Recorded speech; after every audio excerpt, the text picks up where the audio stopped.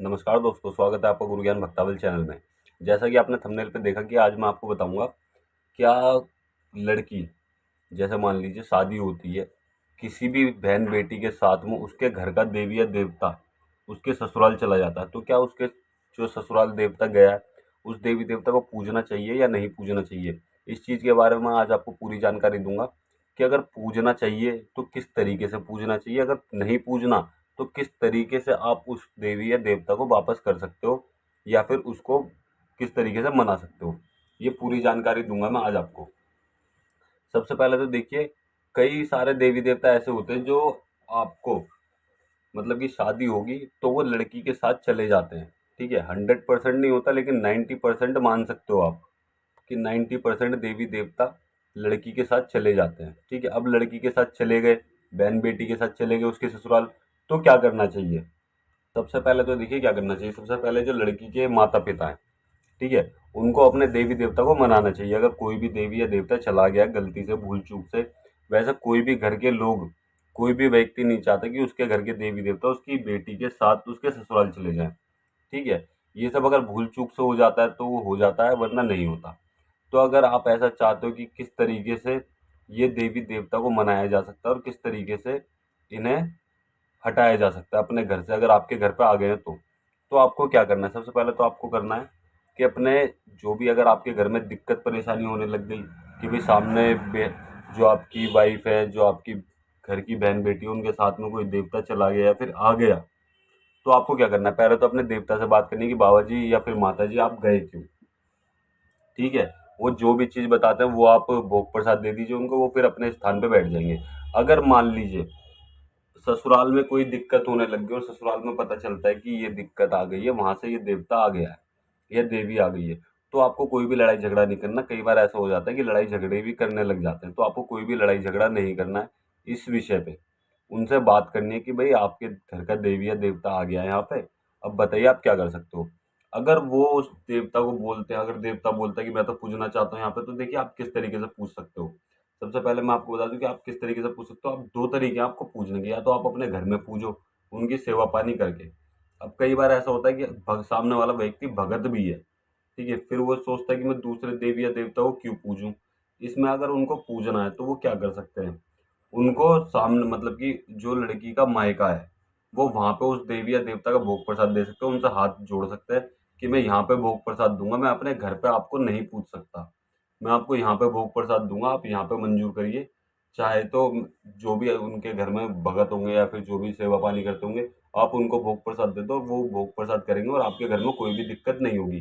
कई बार तो ऐसा हो जाता है कि वंश भी आगे नहीं बढ़ने देते हैं वो देवी या देवता। तो आप इस तरीके से कर सकते हो, ये तो पहली चीज हो गई।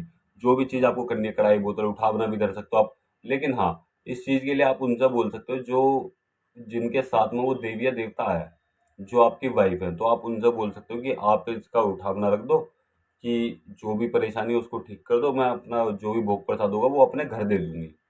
ठीक है, तो जो लड़की का मायका है आपको वहां पे भोग प्रसाद देना पड़ेगा।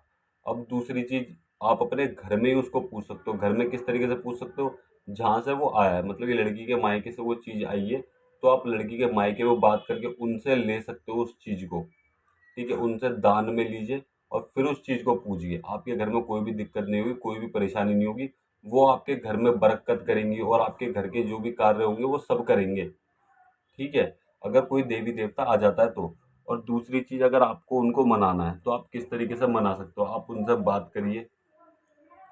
देवी देवता की मान लीजिए कई बार सवारी भी आ जाती है, ठीक है, सवारी आ गई तो उनसे बात करिए कि माई रानी आपको क्या चाहिए, देव बाबा जी आपको क्या चाहिए, जो भी आए हैं उनसे बात कीजिए। और कई सारे देवी देवता होते हैं जो आ जाते हैं, तो इसमें कोई दिक्कत परेशानी नहीं है। अब बहुत से लोग इस चीज को सोच जाते हैं कि ये बहुत बड़ी परेशानी है, कोई ज्यादा बड़ी परेशानी नहीं है। आप उनके घर पे बात करके उस देवी या देवता को मना परचा के वहां पे बैठा भी सकते हो, उनके घर पे भेज सकते हो। वो जो है, जो उनके घर के भगत होंगे या फिर जो भी सेवा पानी करते होंगे, वो उसको मना परचा के अपने घर पे रख लेंगे। फिर आप अपने घर पे देवी देवता की अपने सेवा करिए, कोई दिक्कत नहीं होती। अगर वो 1% रह जाते हैं तो आप अपने घर पे उनको पूछ सकते हो, या फिर जो तरीका मैंने अभी आपको बताया कि आप वहां पे भोग प्रसाद देके इस तरीके से भी पूछ सकते हो। ठीक है, जरूरी नहीं है आप अपने घर में पूजो, क्योंकि बहुत सी बार होता है कि देवी देवता बोलते हैं कि मैं तो आपके घर में ही लोग लूंगी या लूंगा। ठीक है, तो आपको क्या बोलना है कि भाई मैं अपने यहाँ नहीं पूछ सकता, मैं आपका जो भी भोग प्रसाद होगा वो वहाँ पे दे दूंगा। ठीक है, जो भी मतलब कि इनके मायके में दे दूंगा या अपने ससुराल में दे दूंगा, मैं वहाँ पे भोग प्रसाद दे दूंगा, वो आपका कर देंगे, जो भी होगा मेरे नाम से वो भोग प्रसाद कर देंगे, मैं अपने हाथ से लौंग बतासा नहीं दूंगा आपको। तो आप इस तरीके से भी बात कर सकते हो। दूसरी चीज, अब आपके घर में मान लीजिए वो इस चीज में राजी ना हो देवी देवता, तो आपको क्या करना, आप अपने घर पे पूज लीजिए, कोई भी दिक्कत नहीं होती है। ठीक है, आप उनकी सेवा करिए, उन्हें मनाइए, पर चाहिए जो भी आपके घर में परेशानी होगी ना, वो सब कुछ एकदम धीरे धीरे ठीक होने लग जाएगी। आपका वंश आगे नहीं बढ़ना, वो भी बढ़ने लग जाएगा। मतलब कि कई बार ऐसा हो जाता है वंश भी रुक जाता है। ठीक है, बच्चे नहीं हो पाते, आप पूछा दिखवाते हो, खुद भी देखते हो, कुछ समझ में नहीं आता, फिर आपको पता चलता है कि भाई सामने वाले व्यक्ति के साथ वहां से ऐसे ऐसे चीज आ गई, तो उसको किस तरीके से मनाया जाए। तो उसको मनाने के कई सारे तरीके होते हैं। आपको मैं दो तरीके बता रहा हूँ, ये बहुत जरूरी है। आप उन्हें इस तरीके से भी मना सकते हो कि अब वहां पे पूजवा दूंगा मैं आपको, जो भी भोग प्रसाद होगा वो मैं अपने हाथ से दे दूँ, मतलब कि मैं वहां पे दे दूंगा, वो अपने हाथ से कर देंगे जो भी उनको करना होगा। ठीक है, और दूसरी चीज, आप अपने घर पे भी पूछ सकते हो, वो भी किस तरीके से, आप उनसे जिनके घर से वो आई हैं, आप वहां पे जाके बात करिए भाई आपके यहाँ से मेरे घर पे ये देवी या देवता आ गए हैं, मैं इनको पूजना चाहता हूँ, ये पूजना चाह रहे हैं, कोई दिक्कत नहीं है, मैं पूजना चाहता हूँ, मैं पूज लूंगा, तो आप मुझे इनको दान में दे दो। वो आपको दान में उस देवी या देवता को दे देंगे और आप उनकी सेवा करिए, फिर कोई दिक्कत नहीं होती। अगर आपके गुरु हैं तो आप उनसे भी आज्ञा लीजिएगा कि मैं इस देवी या देवता को पूजना चाहता हूँ, ये इनके साथ में लग के आ गए हैं, फेरे में आ गए, मैं अब इनको पूजना चाहता हूँ, मैं इनको हटाना नहीं चाहता। ठीक है, तो आप उनको पूजिए, आपके घर में सारे कार्य बनने लग जाएंगे, जो भी उन्होंने परेशानी करी होगी वो सारी परेशानी एकदम ठीक होती चली जाएगी, कोई भी दिक्कत नहीं होगी। फिर आपको इस चीज का ध्यान रखना है।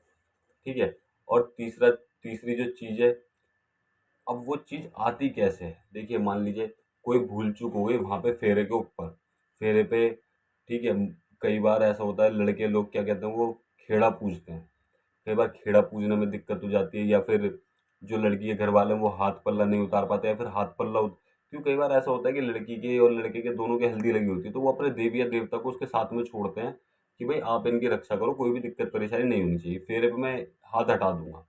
ठीक है, तो फेरे पे वो हाथ हटाते हैं, तो वो हो सकता है कई बार ऐसा हो जाता है कि वो नहीं हटते, तो इस परेशानी की वजह से आपको दिक्कत हो जाती है, वो चीज़ें फेरे पे आ जाती हैं।